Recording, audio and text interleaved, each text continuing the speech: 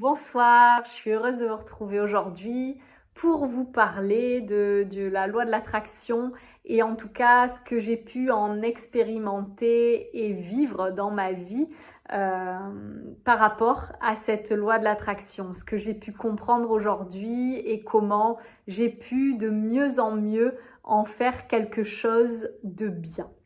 Donc la loi de l'attraction, je me rappelle, ça fait quand même un certain nombre d'années que je l'ai découvert. C'était par le film Le Secret. Et ce jour-là, quand j'ai vu ce film, je me suis dit que c'était quand même un truc assez bizarre, extraordinaire. Ça me faisait un sentiment étrange parce que d'un côté, il y avait une part de moi qui trouvait que ça m'appelait, qu'il y avait quelque chose de très puissant, mais d'un autre côté, ça semblait être un peu surfait et même en fait trop simpliste pour que ce soit possible en fait. Comment un truc si simple pouvait exister alors que jusque-là, dans ce monde, il y avait tellement de souffrance, tellement de misère, tellement de pauvreté. Donc il y avait tous ces trucs-là un peu qui s'affrontaient à l'intérieur de moi. Mais pour autant, à partir du moment où j'ai vu ce film, c'est comme ça que ça marche, bien souvent. Ça a ouvert des portes qui ont fait que par la suite, j'ai entendu parler de plus en plus de ce mécanisme. Et donc, peu à peu, j'ai pu commencer à comprendre des choses, à l'appréhender et à me dire que, en effet, mes pensées pouvaient avoir un impact sur ma vie, sur ce que je créais. Et je pouvais en effet beaucoup plus le comprendre sur le fait que quand j'avais peur de quelque chose, plus j'avais peur, plus j'avais peur, plus j'avais peur, plus ça finissait par arriver. Donc, j'ai dans un premier temps compris ce mécanisme. Et du coup, suite à ça, bien évidemment, je suis passée dans l'étape de maintenant, je vais choisir mes pensées pour créer ce que j'ai envie de créer. Donc cette étape, elle a été à la fois intéressante parce qu'elle a commencé à me permettre aussi d'identifier ce que j'avais envie de vivre, elle m'a permis de commencer à penser positivement, elle m'a permis vraiment d'entrer dans une dynamique différente. Mais pour autant, cette étape a causé beaucoup de souffrance. Déjà parce que le moment où je l'ai vécu, c'était un moment où je n'allais pas bien. Et donc forcément, tous les jours, je me rendais bien compte des pensées que j'avais et qui n'étaient pas des pensées positives. Et du coup, je me culpabilisais de me dire mes pensées ne sont pas positives et ça va pas du tout. Et je me jugeais en fait énormément aussi en me disant mais t'as vu comment tu penses, mais t'es pas une personne bien, t'es une personne méchante, voilà. Donc il y avait aussi beaucoup de jugements que ça a pu remuer. Et une autre chose que c'est venu faire, c'est que c'est venu de plus en plus me culpabiliser.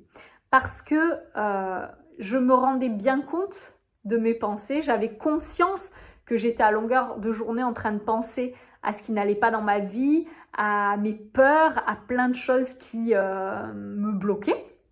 Et du coup, j'avais ce petit truc en moi qui avait la conscience que cette pensée, elle était créatrice, et du coup, qui était à chaque fois en train de me dire, mais t'imagines, là, t'es en train de penser ça, et du coup, tu vas créer ça. Et donc, j'étais un peu en panique face à mes pensées. Jusqu'au moment où j'ai eu une thérapeute qui m'a donné un outil qui m'a fait du bien sur le moment, qui m'a dit, quand ces pensées, elles arrivent, c'est important que tu leur dises stop. Parce que c'est toi qui es maître de ces pensées.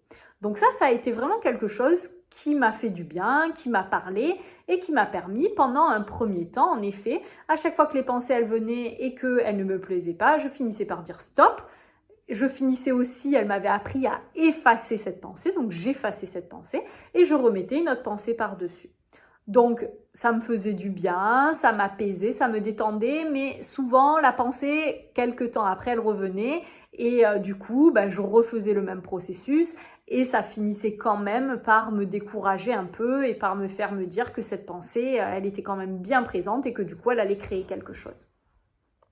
Et puis, par la suite, j'ai eu la chance de faire cette formation en hypnose et là, j'ai eu une information que je n'avais jamais eue jusque-là, c'est qu'en fait, mes pensées n'étaient pas moi.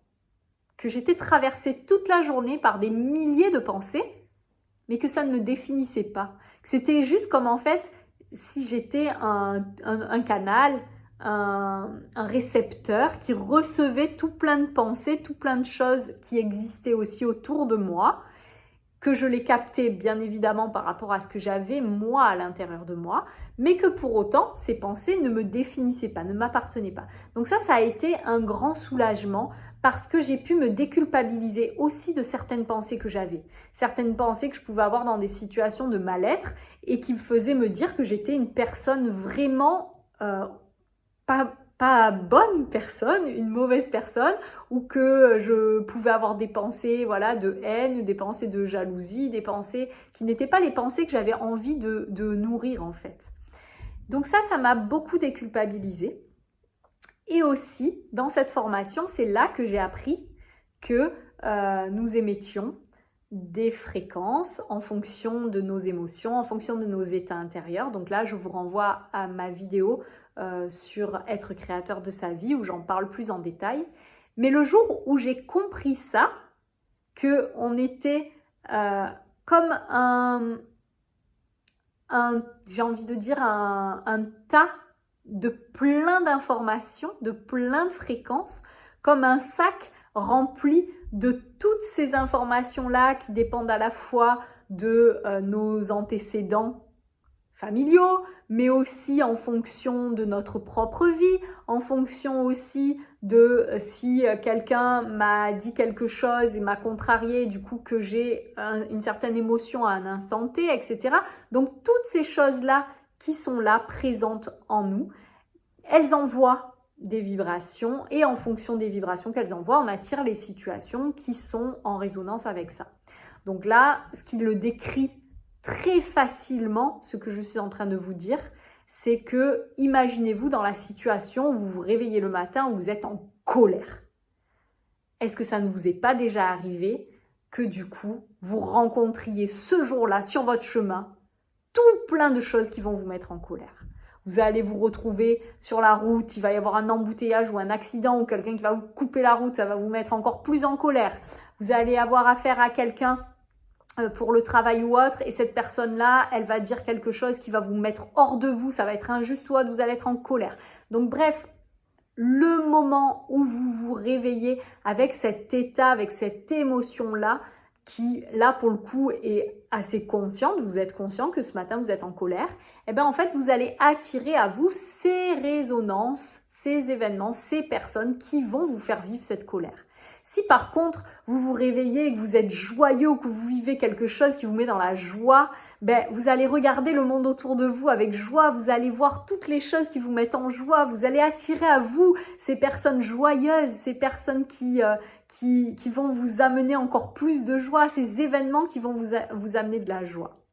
Donc c'est vraiment comme ça que les choses se produisent par résonance et c'est du coup tout à fait aussi cette loi de l'attraction en fait.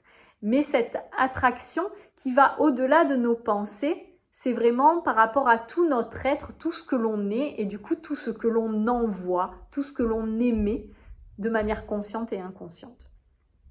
Donc là, en voyant les choses comme ça, déjà ça m'a donné un autre point de vue, une autre vision des choses beaucoup plus large, beaucoup plus globale, qui pour autant ne m'a pas rassurée forcément sur le moment, vu que je me disais, ah bah dis donc j'attire ça, ça veut dire que j'ai ça à l'intérieur de moi, et donc, mais comment je m'en débarrasse? J'étais vraiment dans cette envie de me débarrasser des choses.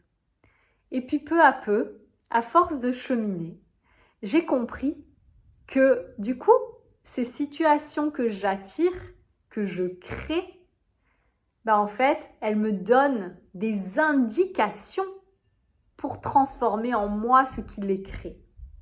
Donc là, déjà, c'est complètement différent. J'arrête de subir et je prends ces événements extérieurs comme des clés, des choses que je vais pouvoir lire, interpréter pour mieux aller à la rencontre de moi et pour mieux aller guérir et libérer les choses qui bloquent en moi et qui font qu'au final, que ces événements se produisent ou pas, vu qu'ils sont en moi, ça me fait souffrir d'une certaine manière.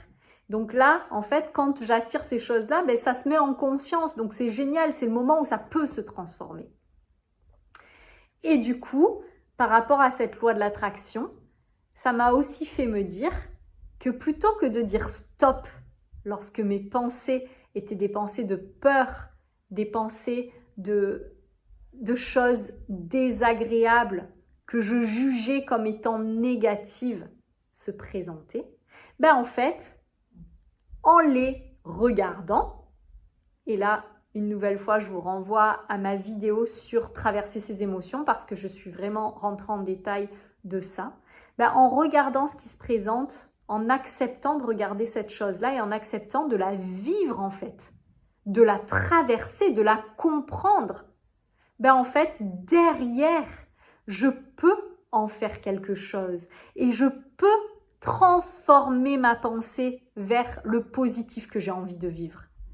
Mais du coup, tant que je dis stop à ça, à ces peurs qui sont là, ben en fait, je suis en train de dénigrer, de renier, de rejeter une part de moi. Donc, je me coupe d'une part de moi.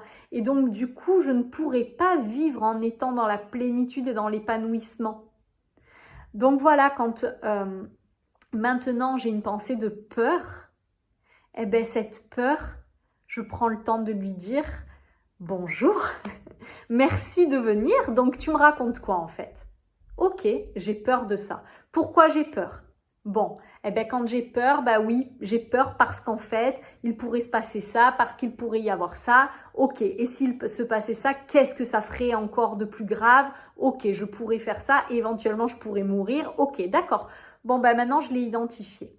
Et maintenant, une fois que j'ai identifié ça, eh ben à la place, je vais pouvoir semer des nouvelles graines. Et je vais aussi pouvoir expliquer à cette part de moi qui a peur que je la comprends. Parce que dans le passé, il y a eu certainement une situation où ça s'est produit comme ça, ou une situation où il y a eu tellement de peur qu'en fait, merci aujourd'hui de me refaire penser à ça pour que je ne tombe plus dans le même piège. Mais je peux aussi lui expliquer que maintenant, avec tous les outils que j'ai, eh ben, je vais pouvoir faire les choses autrement et que je vais pouvoir, voilà, mettre une nouvelle pensée. Cette nouvelle pensée, ça va être par exemple que derrière cette peur se cache un cadeau et qu'en fait, maintenant, je suis prête pour aller regarder le cadeau. Et je suis prête pour aller regarder ce qui me fait peur parce que derrière cette peur, il y a probablement la clé pour que j'aille bien. Et c'est un cheminement complètement différent.